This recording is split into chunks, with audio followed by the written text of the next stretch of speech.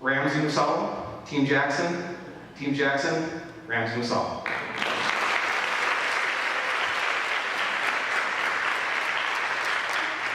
Well, thank you very much for having me, Dan. It's an honor to be here. I'm actually a Michigan native. I was born in Beaumont Hospital in Detroit. Yeah, my parents, my dad immigrated from the Middle East here in 1967 and met my mom at Wayne State University, where they live. So I lived the first year of my life here in Michigan and come back often to visit family. So it's an honor to be here. I think when you have a chance to speak in front of other teachers, when you're honored enough to have that opportunity, it can go in one of three ways that I've seen. One, I could talk about ed reform and how education is broken and all that kind of stuff. Or I could talk about tools and how to, or I could just share my experiences from the classroom. And I'm just gonna share with you my experiences from the classroom because really the rest of today is for how to. And I'm really not opinionated enough, and I really don't think education is broken. I think it's just amazingly complicated. So I'm just going to share with you some of my experiences from the classroom, where my mind is at right now, and hopefully you can just take a few nuggets back with you. So this is my blog, cyclesoflearning.com. All my resources are there. You can take them and pawn them off as your own. I absolutely love teaching. I think you guys wouldn't be here either if you didn't. I'm in love with it. I am obsessed with it. We don't go back to school till August 19th, and you guys after Labor Day, right? Okay, so I don't go back till the 19th. I'm one of those weird people who my job is my hobby. So I'm excited to go back. I want to take this moment now, since we're talking about how much I love teaching, to have a little teaching moment. What is that? And what is that?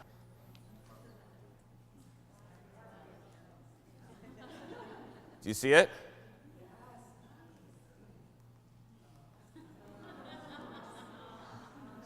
So nice, I know, right? We do a little density lesson right now. So next time you see, Diet Coke floating to the top of a cooler, you can remember this equation and it can help you understand density. Okay, I got that out of my system. I absolutely see it everywhere. I'm one of those people that pulls the car over to take pictures and pretends like I'm not tweeting while driving, but I am. Yeah, Mr. White. Yes, science.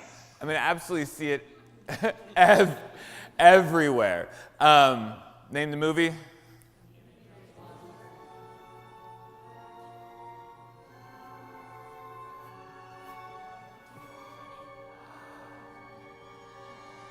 What a great lesson on density. Or scene from Superman. You can tell what generation I was born in. 1975.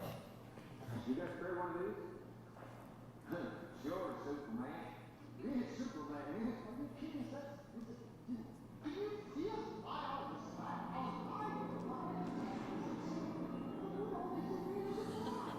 And how else are you going to talk about Hess's Law? Anybody know what movie this is? Just by looking. Close. I heard it out there. What movie is it? Old School, yes. A lot of chemistry in Old School, too, if you watch closely.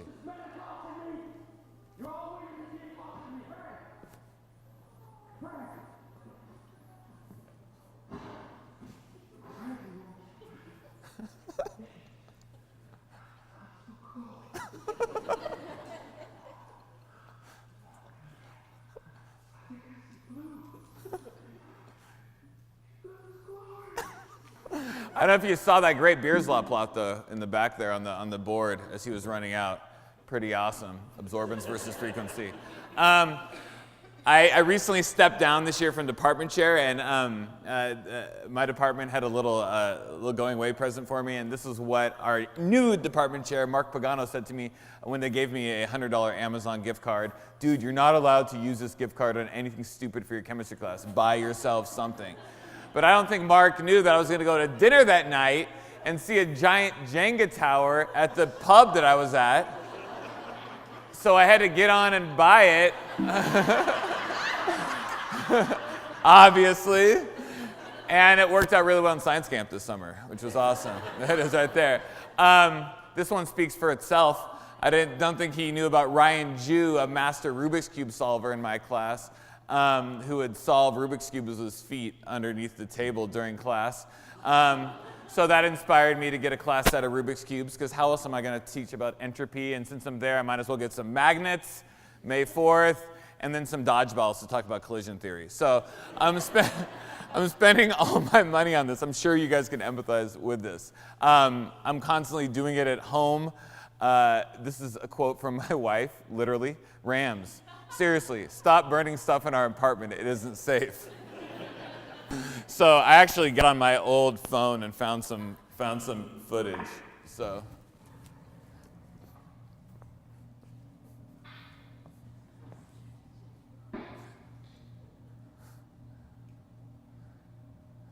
Guys, look at the back. What?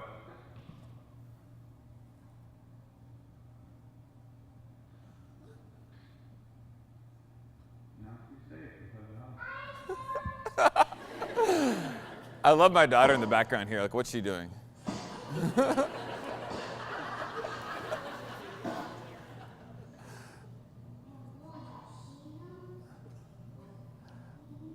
Just testing out a lab for you guys there.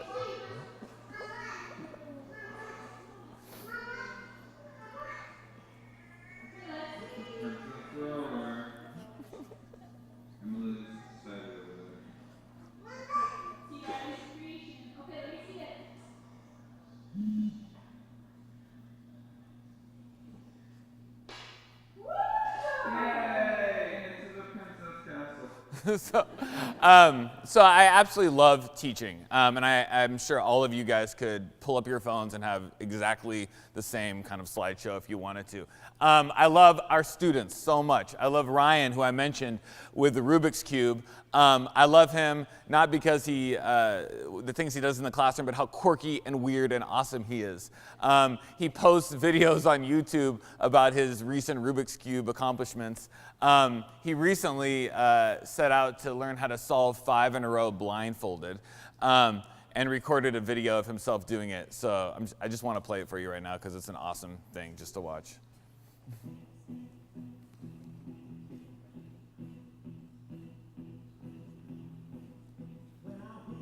He's memorizing the patterns right now.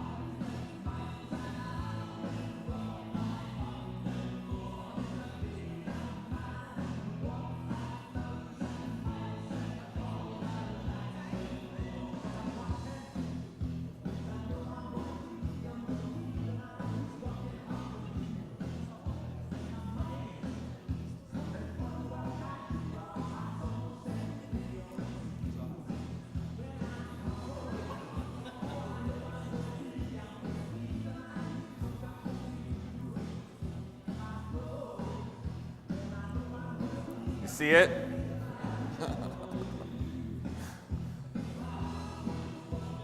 Broke my heart when I saw that.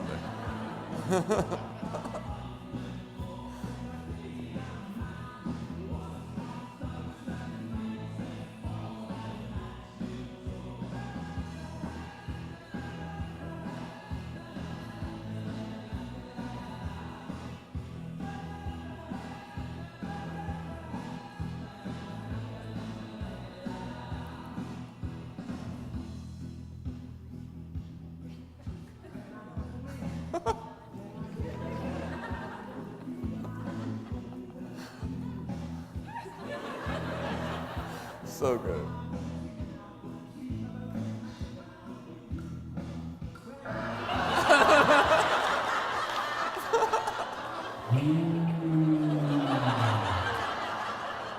Excellent use of YouTube. I love Cassie, who her and her friend Julia serve as babysitters for my kids and take selfies of them. Probably not the most legal thing to do in the world, but who cares?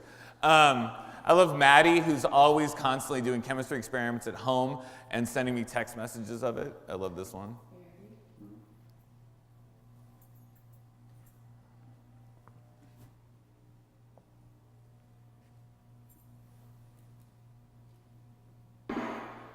I don't know why Maddie has a beaker at home.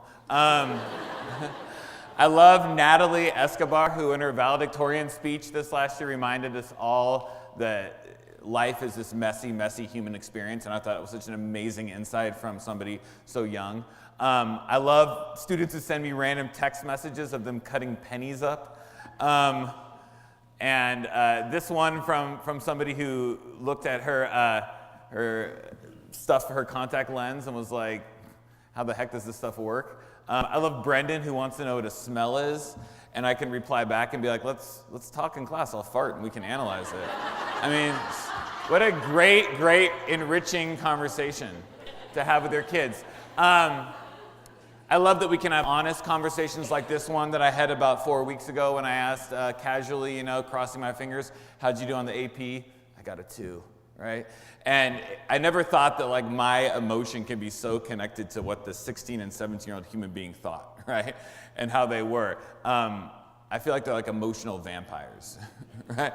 Like they just, we pretend like I don't care and I'm like above it, but they can totally control how we feel about our day, which makes the job so amazing, I feel like. I always make this mistake every single year. I do it to myself, it's a little sadistic, but I always ask the students after every quiz we have for just honest, anonymous feedback. So I give them a Google form, I don't have any name or anything, just this box. Please provide me with your honest feedback. And I'm always like hoping it's gonna help my ego out, right? Because I'm that teacher that like blows stuff up all the time. They should really like my class,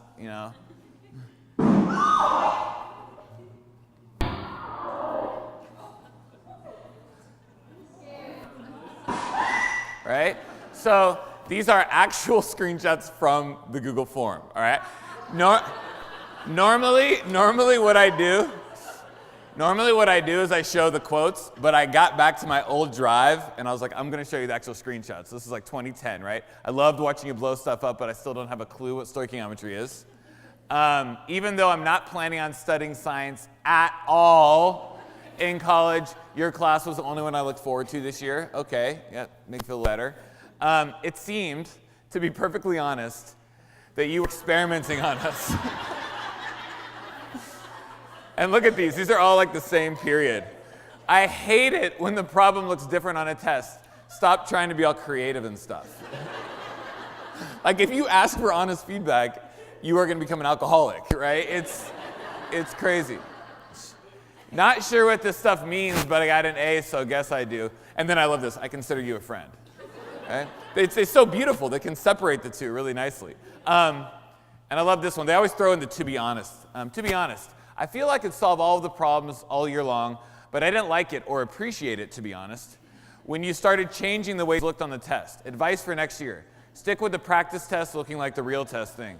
This is Rebecca, by the way, if you want to talk more. Thanks for asking us to be honest. So actually suck, is that the deal? We pretend, and this is really kind of dissonant for me because at the same time, like Dan was saying, I was connecting with all these people on Twitter and on this huge high, and by a stroke of luck, I wound up getting asked to speak on TED, which was amazing, and I'm up there on this stage talking about sparking curiosity. So I'm like, be curious. Curiosity is most important, but the whole time I'm like, I'm an imposter. They have no idea what my Google Drive says, Literally, right? So, I pulled it off, fooled everybody, and later on at the end of the night, I had the privilege of watching Sir Ken Robinson talk, and he just laid down one line about curiosity that totally just stepped right all over all the BS that I had to say, and I'll play it for you right here. The second principle that drives human life and flourishing is curiosity. If you can light the spark of curiosity in a child, they will learn without any further assistance or anything. Children are natural learners. It's a real achievement to put that particular ability out or to stifle it. Curiosity is the kind of engine of achievement. So when he said that, curiosity is the engine of achievement, that got me thinking differently because I was on that stage showing things that were more about entertainment and engagement, and I was thinking that that's what sparking curiosity was. Okay, but he's talking about it being this engine of achievement, which got me thinking more as a professional, what is curiosity? Like, what is it? Is it just this buzzword that we throw around? So I went to the research a little bit, and I want to share with you some of my journey learning a little bit more about curiosity. So the first place I went to is this literature review by Lowenstein. I think it's in 1998. You can find it on my website there. And he defines curiosity as something that will arise spontaneously when situational factors alert an individual to the existence of an information gap. It's not saying when situational factors alert somebody to a balloon blowing up in front of them, right? When it alerts them to the existence of an information gap. And I love this inverted U-shaped diagram. If you notice here, if you have all the knowledge, you're not curious at all. There's nothing to be curious about, right? And if you don't have any knowledge, you're not curious either. That there's a sweet spot in the middle where we've withheld the perfect amount of information. But more interestingly, they used the word achievement engine in the article. So Robinson had actually been reading the research, unlike me. And it shows that an information gap leads to curiosity, and curiosity leads to an achievement engine. So the information gap, having less information, drives the achievement engine, right? So it seems like that makes sense, but it's not necessarily what we do in the classroom all the time. And we see this with amazing people in history. Steve Jobs leveraged this information gap perfectly. The achievement engine was just all of us buying products, the iPhones that we all have here. If you just look at the beginning of his 2008 iPhone launch talk, you can see the way he's leveraging this information gap.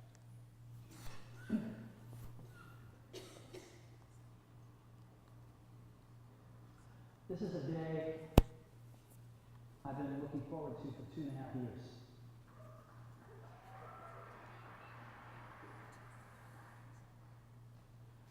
Every once in a while, a revolutionary product comes along that changes everything.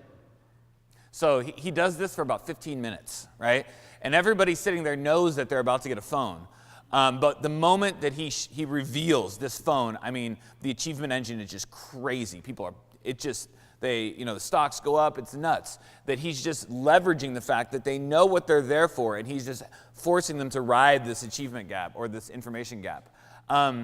Richard Feynman, the great physicist at MIT, does an amazing job embodying how that information gap drove him in this quote. I still have a tremendous amount of persistence.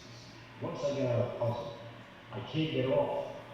I mean, if she had told me, never mind, it's too much work, I'd have blown my top because I want to beat this damn thing as long as I've done it as far as I can't just leave it after I found out so much about it.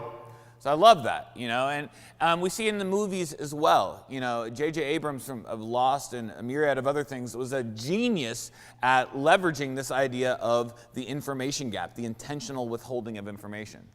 Then there's a thing like mystery in terms of imagination, the withholding of information, doing that intentionally is much more engaging, whether it's like the shark in Jaws. If Spielberg's, mechanical shark cruise had worked, it would not have been remotely as scary. We would have seen it too much. In Alien, they never really showed the alien, terrifying. Even in a movie like, a comedy, The Graduate, they're having that date, remember, and they're in the car, and it's loud until they put the top up, and they're in there. You don't hear anything they're saying. You can't hear a word, but it's the most romantic date ever, and you love it because you don't hear it. I love that. You love it because you don't hear it. So how does this apply to teaching, right? And it's so easy for us to point to, the beauty of the curiosity of young people, right? Like school steals us, robs us of our curiosity that we had when we were kids. But if we think about that inverted U shape, we don't have any information. Of course we're going to be curious about everything. I mean, look at these guys. They're like, I have no idea what's going on here. Like, I remember standing on the TED stage saying, my daughter's curious about everything. But she doesn't know anything. Of course she's curious about everything. So the literature in the Lowenstein article says something really poignant. It says exposure to curiosity in older students is a gamble. I'm a huge David Foster Wallace fan. I talk about him all the time. But this reminds me of one of his quotes where he talks about inquiry in the arts. He says, great short stories and great jokes have a lot in common. both depend on a certain quantity of vital information removed, but evoked by a communication in such a way as to cause a kind of explosion of associative connections. That is what we're looking for in the classroom, that's what we're looking for in any good art. That's what this person had. It was like, third grade. If I multiply it all, the numbers will work out. That's that explosion of associative connections. So this starting to really fascinate me, right? So I'm a little OCD in the classroom. So I went to some more articles, and I found this one where they actually looked at brain waves during this. There it is. And I took one of my students, this is Joanna, and I hooked her up to this little thing called a mind wave. I don't know if you've ever heard of these. They're about $40. They measure brain electroencephalograms. This is where it gets a really kind of like cyborgy here for a sec. But I heard about it on NPR because they were talking about this way to train your brain to meditate, and it would measure your brain waves. And I'm like, that's a hoax. It's not going to work. So got on my Amazon gift card, right? Totally. I should have put that one up there. That would have been hilarious. All right, note to self. And I put it on their head, and I just wanted to know what their brain was doing. This is probably totally against like research rules, but I wanted to know what their brain was doing when I gave them certain sparks of curiosity or did things with them. So the first thing I did is I wanted to know what their brain looked like when they were like saying, like, I wonder what's going on there. So I surveyed all of my students, and they said that this demonstration we did was the most curious, that this is the one that just pissed them off the most because they had no idea. I'll play it for you real quick. It's kind of what happens when you start doing action research. You keep wanting to do more, which is a lot of fun.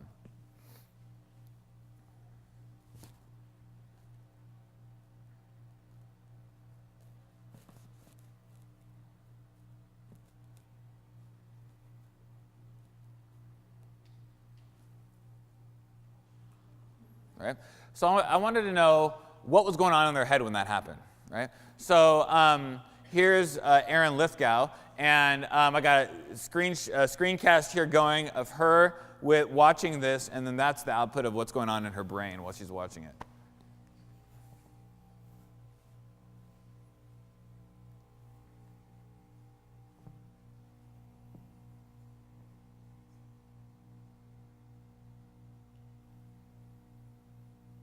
Okay, so if you do it enough times, that's the shape that ends up holding for about a couple seconds after there's a spark of curiosity. So what does that mean?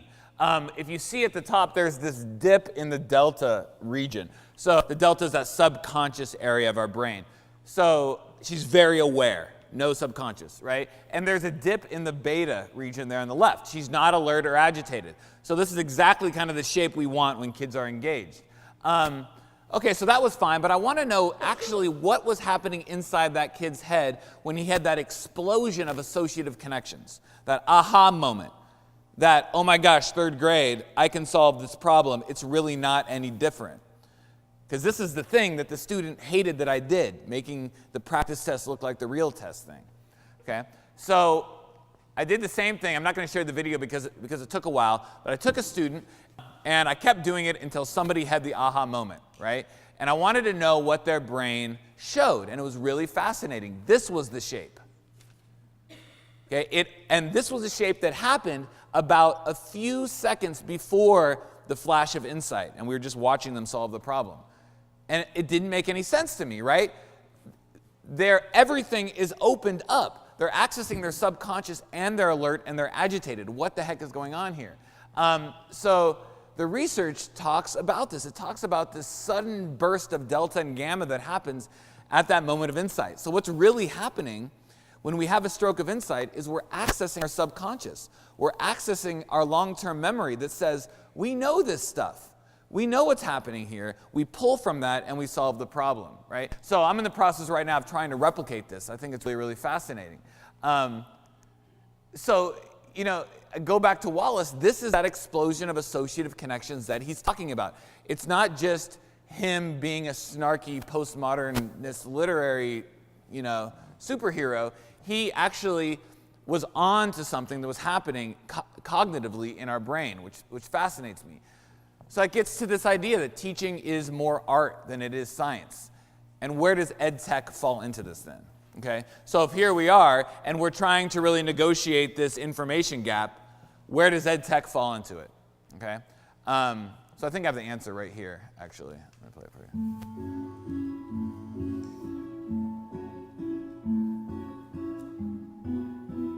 Hey Melissa, what can I help you with today? How do you find the area of a triangle? Well, the formula to find the area is 1/2 base times height. So you have to take the base times the height and divide it by 2, and that gives you the area.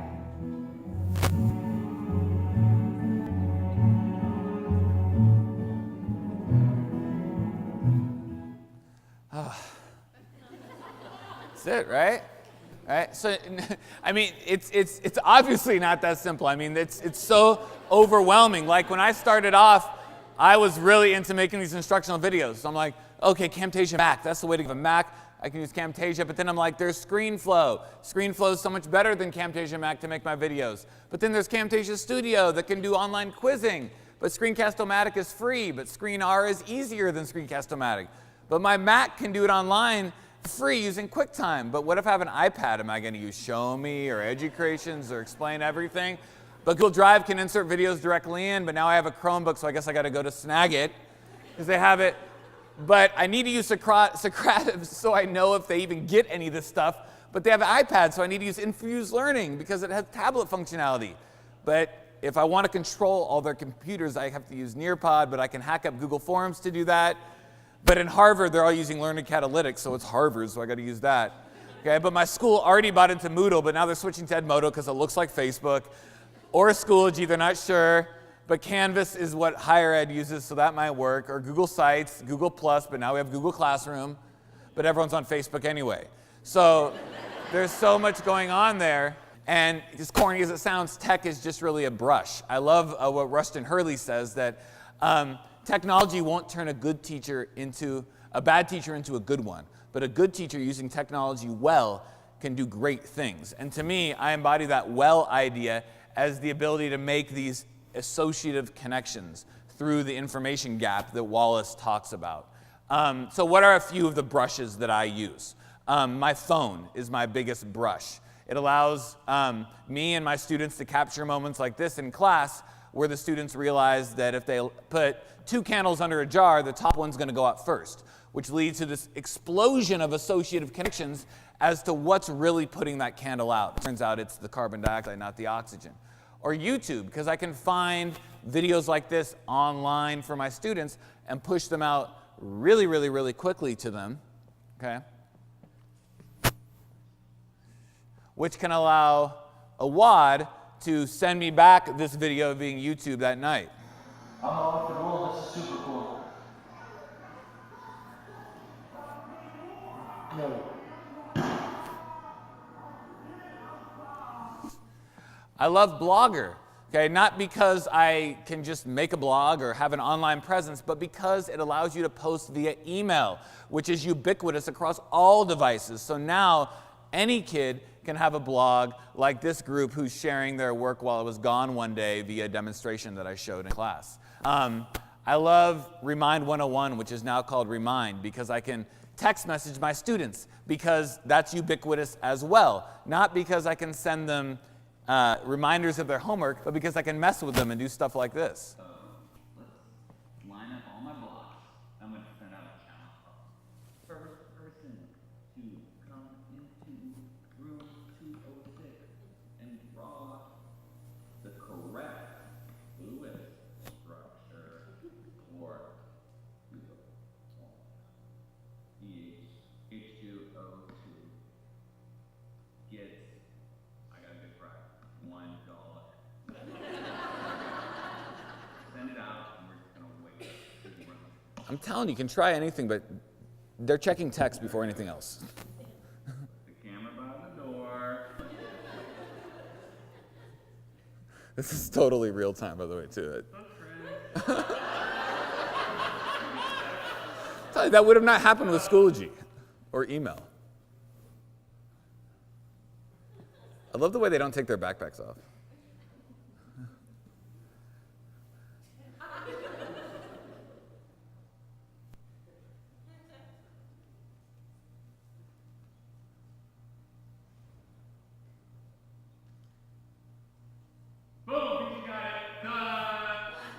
See?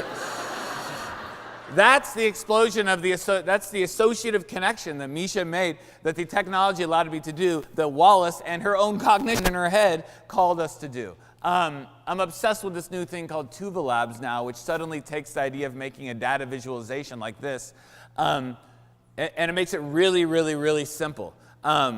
Where students in history classes can make associative connections about drought patterns over the history of time, before their teachers show them Ken Burns' documentary on the Dust Bowl. So that's it. It's really all the technology they're using. Pretty much, that's all the technology I'm using in my classroom right now. But I have 3 rules that I like to bring to any conference like this, and I encourage you guys to think about what your 3 rules are going to be today. My first rule is I want to find any technology that is going to help me spark my students' curiosity. If I have that technology, then I'm not going to worry about anything else. I'm not going to get overwhelmed by it if I have something, and I'm just going to look for that. Okay? I'm going to try and answer the call that this research article by Paolo Blickstein from Stanford said this year, that we need to place activity before instruction.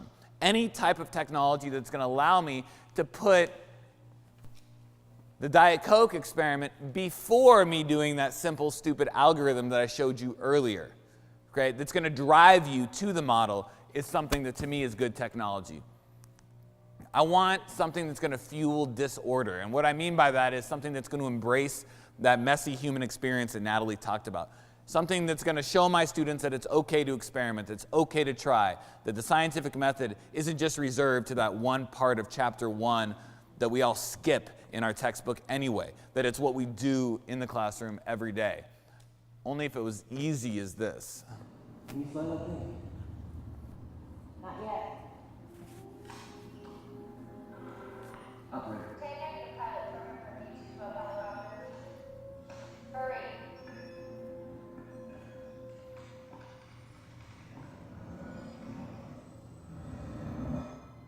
Let's go. Right? I mean, do we really wish that that's how easy it was? Right? I mean, I think that disorder, that mess of that learning process is really what makes this whole thing an art anyway. And then I want something that really promotes reflection. And for me, I haven't got any farther than just simple Google Forms for that. And I still do my AP Chemistry Honesty feedback form, and it constantly makes me feel like I do not deserve a paycheck each year.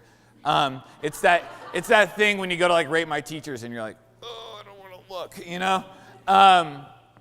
And here's an example of June 3rd. This was this year. The AP test was hella hard. This is people in California say for very hard. To be honest, I was really prepared for all the lab questions and explaining stuff, but I felt screwed over on all the calculations. Can we show us how to do more problems? All in all, it was a good year, but I'm worried about all the book work in college. I'm pretty sure I passed 3 or 4. By the way, my counselor said I'm supposed to ask you in person, but can you write me a letter of rec? This is Brendan. Right? So I love that, but again, okay, I went too far on the other end. I went too far away from the algorithm, right? And back to the drawing board. That's the whole point, right? So I love what a colleague of mine, Mark Garrison out of Minnesota, says, that we are all mirrors, really. And to me, what that means to me is if I want my students to be curious, if I want them to reflect, if I want to embrace critical thinking, what the Common Core and Next Gen and all that calls them to do, then I need to be the absolute most curious person in the world. That they need to see me sticking those stupid things on their heads and telling them that I'm interested in what's happening. That they need to see me changing things and not afraid to get honest feedback. So thank you guys very much. I appreciate it.